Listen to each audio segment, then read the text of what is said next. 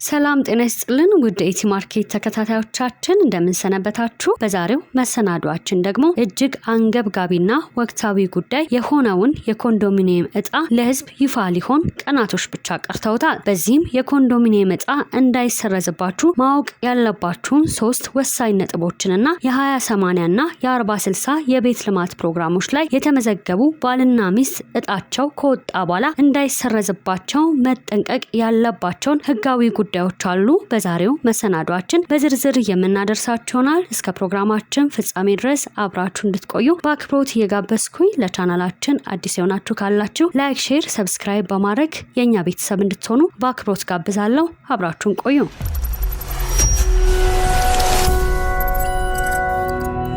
የኮንዶሚኒየም እጣ እንዳይሰረዝባችሁ እነዚህን 3 ወሳኝ ነጥቦች ማወቅ ይኖርባችኋል። የ20/80 እና 40/60 ቤት ልማት ፕሮግራም ላይ የተመዘገቡ ባልና ሚስት እጣው ከወጣ በኋላ እንዳይሰረዝባቸው ማወቅ ያለባቸውን ህጋዊ መረጃዎች አሉ። የመጀመሪያው ድርብ ምዝገባ ማለትም ባልና ሚስት በተለያየ የቤት ፕሮግራሞች ላይ በ20/80 ሌላኛው በ40/60 ተመዝግበው ሁለቱም እጣ ቢወጣላቸው አንዱ መሰረዙ የማይቀር ነው። ሌላው የጋራ ንብረት ህግ ነው። እጣው ከወጣ በኋላ ጋብቻ ቢፈርስ አንደኛው ወገን በስሙ ሌላ ቤት ካለው እጣው ላይ ተጽዕኖ ሊያሳድር ይችላል። ሶስተኛው ደግሞ ክፍያና ውል ነው። በወቅቱ ውል ካልተፈጸመና አስፈላጊው ቅድመ ክፍያ ካልተጠናቀቀ እጣው ወደ ሌላ ቀጣዩ ተጠባባቂ ይተላለፋል። ሌላኛው የኮንዶሚኒየም እጣና የፍቺ ህግ መረጃን ስንመለከት ደግሞ ባልና ሚስት የ40/60 የ20/80 ወይም ሌላ ተመዝግበው እጣ ሳይወጣላቸው በፊት ቤቱ ቢደርሳቸው ለማን ይሰጣል የሚለው ወሳኝ ጥያቄ ነው። በዚህም የጋራ መኖሪያ ቤቶችንና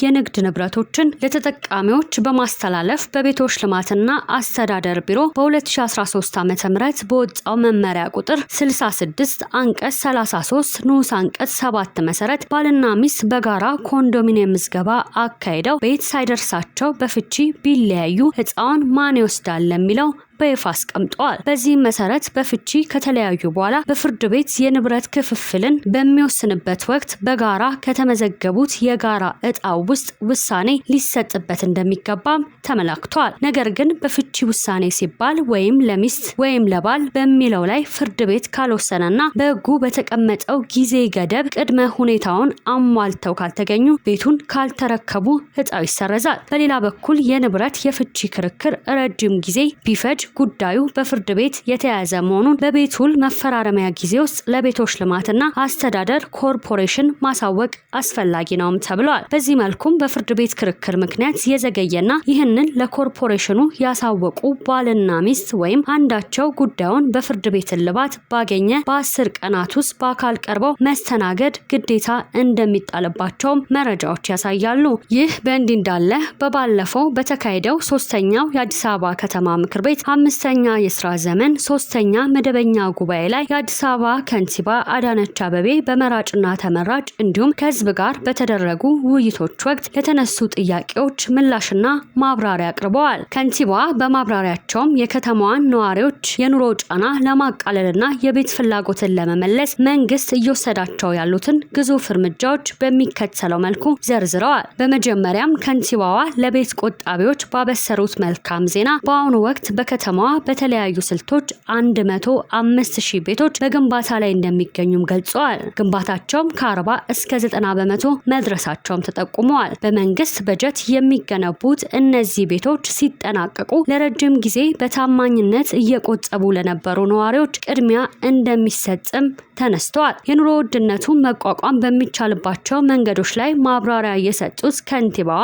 ነዋሪውን ከከፍተኛ የዋጋ ንረት ለመጠበቅ መንግስት 18 ሚሊዮን ብር ድጎማ ማድረጉንም ተናግረዋል። ይህ ድጎማ በተለይ መሰረታዊ የፍጆታ እቃዎችን በተመጣጣኝ ዋጋ ለህዝብ ለማቅረብና የገበያ ማረጋጊያ ማዕከላትን ለማጠናከር የዋለ ነውም ተብለዋል። በጤናው ዘርፍ ከተማዋን ዓለም አቀፍ ተወዳዳሪ ለማድረግ 4 አዳዲስ ሆስፒታሎችና 9 ዘመናዊ ጤና ጣቢያዎች ተገንብተዋል። ነባር ሆስፒታሎችም በዘመናዊ ቴክኖሎጂ ታጥቀው የአልጋ አቅማቸው በእጥፍ እንዲጨምርም ተደርጓል። የከተማዋ የመንገድ ሽፋን ከ12.8% ወደ በመቶ ከፍ ማለቱን የገለጹት ከንቲባዋ 160 ሺህ መኪናዎችን የሚያስተናግዱ ፓርኪንጎች መገንባታቸውንም ጠቅሰዋል። በተጨማሪም ሙስናን ለመከላከል 150 አገልግሎቶች በአዲስ መሶብ ዲጂታል መድረክ በኩል እንዲሰጡ መደረጉንም በተጨማሪነት አንስተዋል። በአገልግሎት አሰጣጥ ላይ ማነቆ የሆኑና በሙስና የተሳተፉ 420 ተጠርጣሪዎች፣ አመራሮች፣ ባለሙያዎችና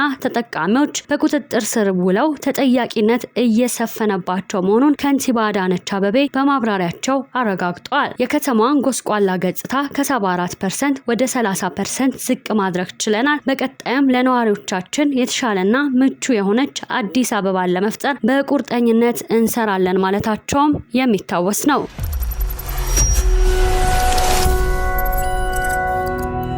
ውድ የኢቲ ማርኬት ሪቪው ተከታታዮቻችን ከኮንዶሚኒየም እጣ ጋር በተያያዘና እንድናነሳላችሁ የምትፈልጉት ሐሳብና አስተያየት ካለ በኮሜንት ሴክሽን ላይ አስቀምጡልን። እስከ ፕሮግራማችን ማብቂያ ድረስ አብራችሁን ስለነበራችሁ እጅግ አድርጌ እያመሰገንኩኝ በሌላ ጠቃሚ መረጃ እስከምንገናኝ ድረስ ለቻናላችን አዲስ የሆናችሁ ካላችሁ ላይክ፣ ሼር፣ ሰብስክራይብ በማድረግ የኛ ቤተሰብ እንድትሆኑ በአክብሮት እጋብዛለሁ። በሌላ ጠቃሚ መረጃ እስከምንገናኝ ድረስ በያላችሁበት መልካም ጊዜ ይሆንላችሁ።